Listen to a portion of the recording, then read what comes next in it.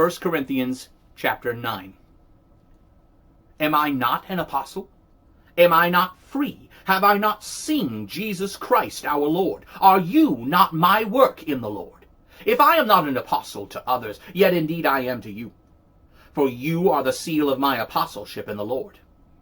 This is my answer to those who examine me. Do we have no right to eat and to drink?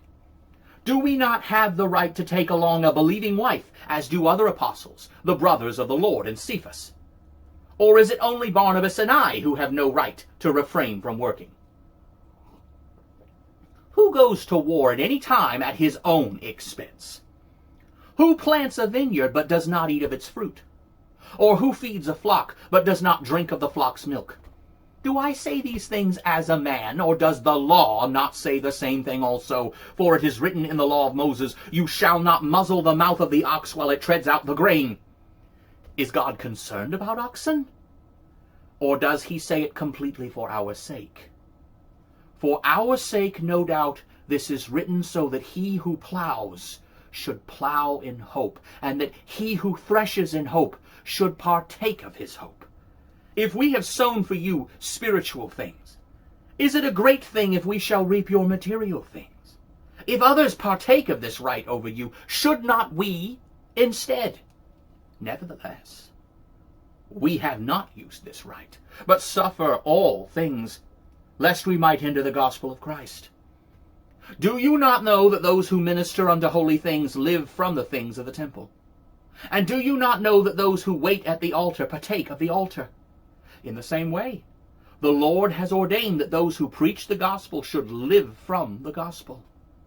But I have used none of these rights, nor have I written these things that it should be so done to me. For it would be better for me to die than allow anyone to make my boasting void. Though I preach the gospel, I have nothing to boast of, for the requirement is laid upon me. Yes, woe unto me if I do not preach the gospel. So if I do this willingly, I have a reward, but if against my will I have been entrusted with a commission, what is my reward then? Truly that when I preach the gospel, I may present the gospel of Christ without charge, so that I may not abuse my authority in the gospel. For though I am free from all men, I have made myself servant to all, that I might win even more. To the Jews I became as a Jew, that I might win the Jews. To those who are under the law, as under the law, that I might win those who are under the law. To those who are outside the law, as outside the law, being not without God's law, but under Christ's law, that I might win those who are outside the law.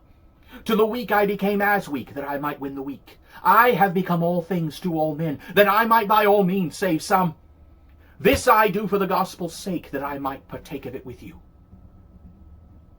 Do you not know that all those who run in a race run, but one receives the prize? So run, that you may obtain it.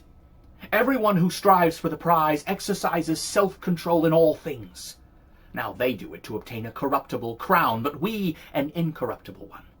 So therefore I run, not with uncertainty. So I fight, not as one who beats the air, but I bring and keep my body under subjection, lest when preaching to others I myself should be disqualified.